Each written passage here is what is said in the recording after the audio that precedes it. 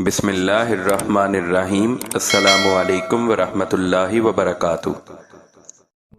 رمضان کا مہینہ وہ ہے جس میں قرآن اتارا گیا، جو لوگوں کے لیے ہدایت ہے اور جس میں رہنمائی کرنے والی اور حق و باطل میں امتیاز کرنے والی واضح نشانیاں ہیں۔ بس تم میں سے جو کوئی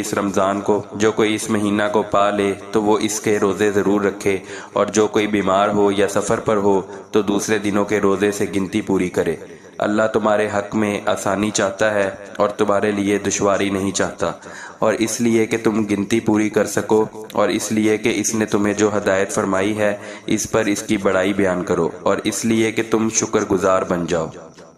حضرت ابو ہریرہ رضی اللہ تعالیٰ عنہ سے مروی ہے کہ حضور اکرم صلی اللہ علیہ وسلم نے فرمایا، تمہارے پاس رمضان آیا ہے، یہ مبارک مہینہ ہے، اللہ تعالیٰ نے تم پر اس کے روزے فرض کیے ہیں، اس میں آسمانوں کے دروازے کھول دیے جاتے ہیں اور جہنم کے دروازے بند کر دیے جاتے ہیں اور بڑے شیاطین جکڑ دیے جاتے ہیں۔ اس مہینے میں اللہ تعالیٰ کی ایک ایسی رات بھی ہے جو ہزاروں مہینوں سے افضل ہے، جو اس کے ثواب سے محروم ہو گیا سو وہ محروم ہو گیا۔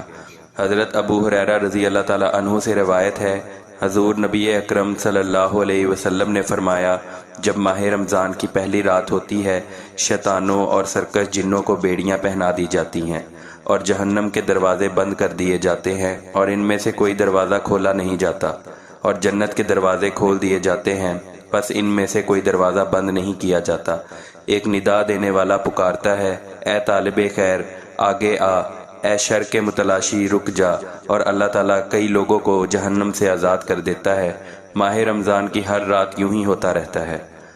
حضرت انس رضی اللہ تعالیٰ عنہ سے مروی ہے، انہوں نے بیان کیا، میں نے رسول اللہ صلی اللہ علیہ وسلم کو فرماتے ہوئے سنا ہے،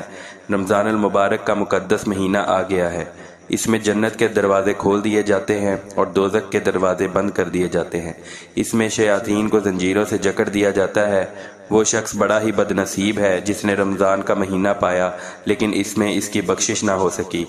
اگر اس کی مغفرت کے مہینہ میں بھی بخشش نہ ہوئی تو پھر کب ہوگی؟